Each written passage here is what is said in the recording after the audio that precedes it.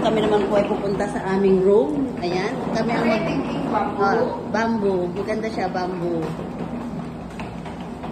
Yung assign na room sa amin. Kami po ang magka-roommate. Ayan, tingnan natin. Dala na natin itong ating bagahe.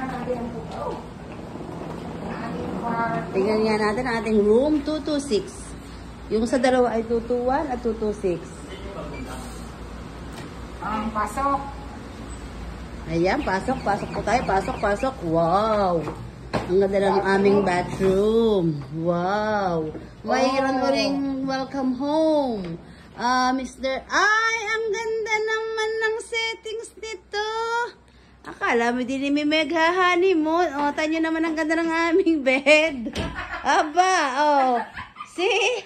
Ay, naku nga naman. Oh. Ay, pagkakaganda naman ang bed dito.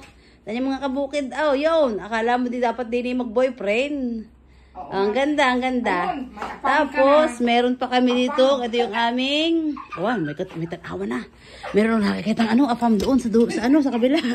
Ating tingnan, bukas nga natin to. Yung ating magiging veranda. Ayun, kita nyo. May nakita agad ako doon afam. Ayan, oh, yan. Kita nyo yan, oh. Diba? Oh, wow, ang ganda ng aming ang aming kapihan. Ay, ang aming yung swimming pool. Kita nyo naman, oh. Ang ganda naman ng aming view dito. Yung kwarto ng aming kasama yun, do sa dulo. Are, din ang kwarto ng aming kasama.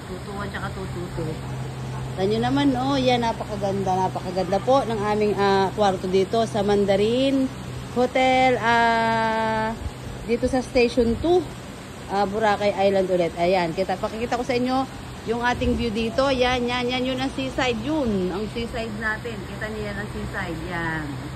So, dito lang po tayo sa may tabing dagat. Ayan, dito na dating pinanggalingan doon sa Savoy Hotel sa Boracay, ano bang tawag nga doon?